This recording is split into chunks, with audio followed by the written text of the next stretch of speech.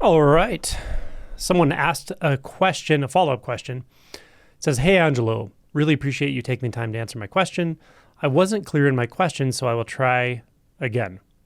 Direct experience can't exist." Okay, I'll read the rest, but when you say direct experience can't exist, I'm not clear on what your level of understanding realization is or what you mean by that. If you say it doesn't exist in the way that form doesn't exist, sure, but neither does anything else, right? So to make the distinction that direct experience doesn't exist, I'm not sure what you're getting at exactly. When I point using the term direct experience, I'm pointing to an experience, or I should say, I'm pointing to a phenomenon, an appearance. But words get really slippery when we're talking about non-duality. So when I talk about direct experience, ultimately I'm talking about non-duality. And when we talk about non-duality, we have to recognize that the realization itself will bring us, so to speak, us, beyond the world of form. So to talk in terms of objects like a thing or that or this doesn't make sense anymore. So if that's what you're talking about, then sure, it's not an object, it's not a thing. But to say that it's not an experience or that it's not knowable in some way or that it's not important would be completely missing the mark. In fact, when you start to experience that, when you start to experience direct experience, when you realize what direct experience actually is, it's far more real than the world that we attribute to a physical reality made of form and in time. Because that world is actually not made of physical form and time, it's made of thought. Does that make sense? So it's actually much more real when I talk about direct experience. So to refute what I'm saying and say, well, direct experience can't exist, one of a couple things is happening. Either you're just conceptualizing it and you're saying, well, it doesn't exist because of this concept and that concept, which may be a realization of non-conceptuality. That may be an earlier realization that, yeah, everything is a concept, sure. Everything can be interpreted into a concept. Everything can become a concept, sure. But what I'm pointing to when I say direct experience, it's actually non-conceptual. That is what's realized. Now, that's not always clear with the first awakening that is what you've realized, but the realization, the experiential shift is obvious. As it clarifies, direct experience, what that actually means becomes more clear and obvious. So I could use a different term, by the way. I could call it actual experience. I could call it zero distance. I could even call it intimacy. But it's something that when it's realized, it's really, really obvious. So I wouldn't discount it by just saying it doesn't exist. Hopefully that makes sense at this point. I'll continue to read the question. So it starts out, direct experience can't exist. Everything experienced is from a perspective, and then it says in parentheses, pointing. I'm not sure what you mean by perspective pointing, but everything experienced is from a perspective. Okay, so you're talking about thought, actually. It may not seem like you are, but you're talking about what I say to people when they're starting to close the sense gates and focus their attention in a one-pointed way on mu or on a question, who, until it just becomes one-pointed and there's not even a question anymore. There's just that pure experience of consciousness, of being. And the question will often come here, well, if I notice a sensation, what do I do with that?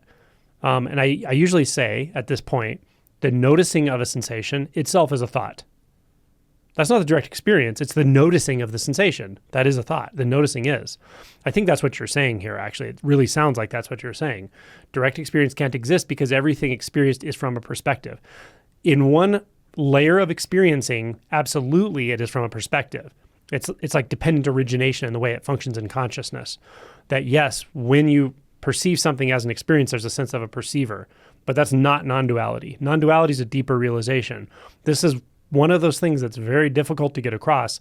And I know that many people don't get it because of their comments. I can tell. I'm not saying you don't. I'm saying many people don't really get the difference because they kind of sound the same somehow, but they don't feel the same. The realization is really clear when you experience without any filters whatsoever, including filters of mind, filters of perception, perceptual distance, perceiving something as an object of experience. So in that sense, it is experienceless. Non-dual is experienceless. So to call it direct experience is kind of can be paradoxical, but I need words. There has to be some words to talk about what I'm talking about.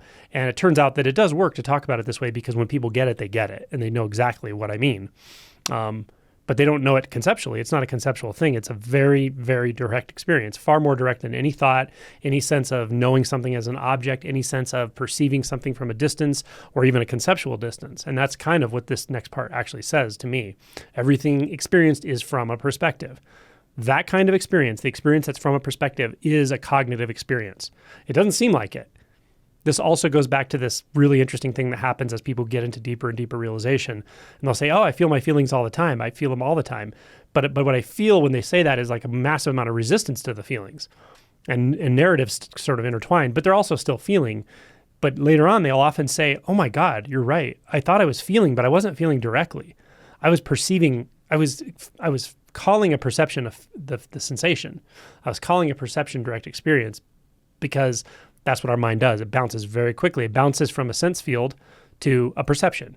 And from that, you can realize that all perception is sort of dependently originated with the perceiver. That's true, absolutely true. And I'm almost certain that's what you're saying based on this next sentence. And that is true at an earlier realization. Again, when I'm talking about direct experience, I'm usually talking about that kind of gap that opens, it's not a gap, the challenge that comes with people in deeper realization, where some people just really have trouble understanding what I mean by direct experience. And sometimes it's because of this. It's because of like an earlier realization, which is so clear that it's like you get bound up into in a sense, you get bound up into the unbound consciousness, because that feels so real. And it is real, but it still is trying to create an identity in a sense, or it feels like an identity because it is imputing reality onto experience, onto direct experience, which direct experience is not an experience. It's not from a distance. There's no experiencer. It's not an object. It's not in time or space. Okay. So that's just to be clear about that, but it's non-dual in nature. And when you first glimpse it, it's like, whoa, damn, you know it for sure. Yeah. So hopefully that's helpful. All right. And then the next part of the sentence says, what can be, quote unquote, just here without a perspective? That's a really good question. In fact, that's a koan for you. That's a koan. Right? I might even say you have to deconstruct the idea of here as well. It's too real to be here. It's too real to be here or there. It's too real to be pointed at or pointed from. It's too real to be observed from any perspective at all. But it doesn't mean it's not important. It doesn't mean it's not valuable. That's the key with this stuff, is it gets very, very, very subtle. So good follow-up question. I appreciate it. In other words, something is always noticed to the exclusion of everything else. Nope. See, that's the part that's confusing. In the world of the mind, that's totally true. In the world of thought, that's totally true. If one thing is noticed, then a bunch of other things are excluded, because the noticing is from a view. When inherent view collapses, which is in deep realization, when inherent view subsides, then it looks rather the opposite. The experience of what I would call one thing, one quanta of experience, for lack of a better way of saying it. Again, the words fail here. There's no words for this. But the experience of the one quanta is actually knowingly, it is known to be the experience of all. It contains everything. It has that clarity. It's that clear. It's very obvious, viscerally obvious, not conceptually at all.